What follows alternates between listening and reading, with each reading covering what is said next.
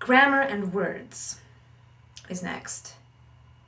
And by that, each accent is different to, now do I say different to or different from? Do I say, am I going to have a shower or take a shower? Now, those are minutiae of grammatics. Grammatics, is that a word? I don't know. Grammatical minutiae.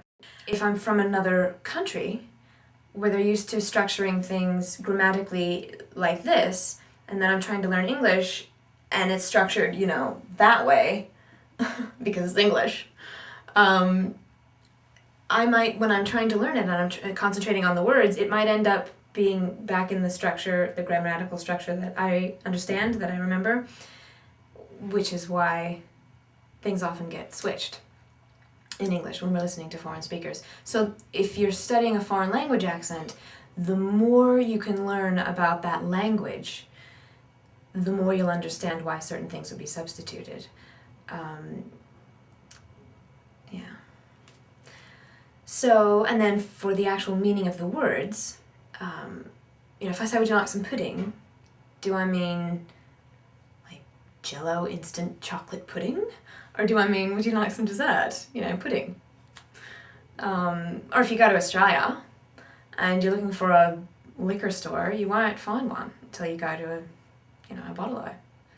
Or if you want a drugstore, you won't find a drugstore until you go to a chemist. So knowing the different words that different people use, and even just within the US, people use different words to mean different things, So paying attention to that. If you're fascinated by that, start there. So we have pronunciation of consonants and vowels, the melody of the line, the rhythm and stress, the grammar and word meaning, and then the fifth category I call the vibe. Because you can't separate out the way a person speaks or a character speaks from the person. I don't just speak the way I speak. Speech is an expression of who I am, who I think I am, who I want you to think I am, how I feel, all of that. So it's, there's part of an attitude, there's part of the times, the zeitgeist of the times.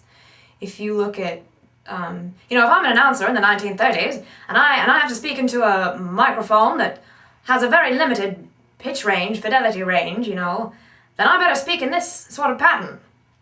And it has to be sharp and clear if you want to understand what I'm saying. Yeah. Or if you look at films from the 1970s, Dog Day Afternoon or Saturday Night Fever, they aren't just accents, New York accents. They're New York accents at that particular time from those particular characters and how they're feeling. Yeah?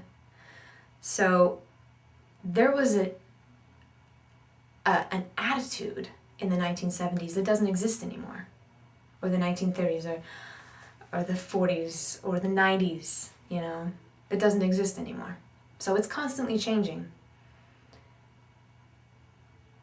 And you can't separate out the way a person is moving and feeling and expressing and talking from, if I'm talking, if this is the most fascinating thing to you, you could be looking at how certain, which different muscles I need to tense, how I'm moving, try somebody on.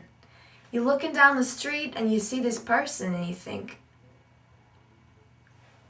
how do they, get into it? Try it out. And consider your source as well.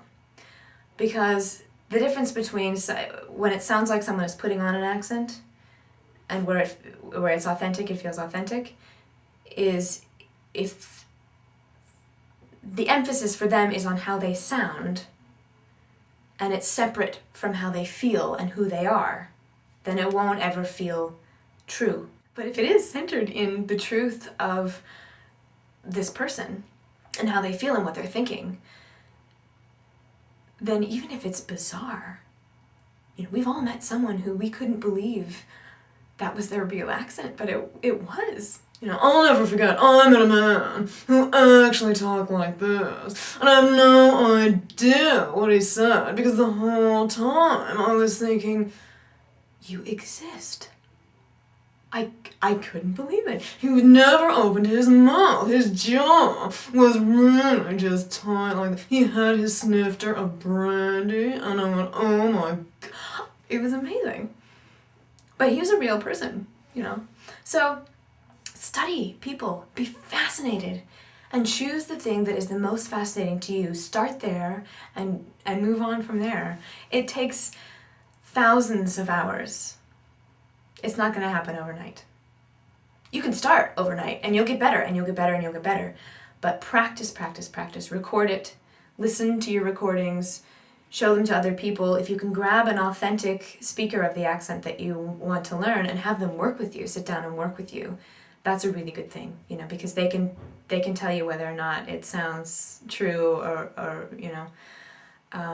But really, it's just about you honing your own skills and you learning from a place of what you are interested in and expanding from there. So, all the best in your pursuits. Remember, we've got be fascinated,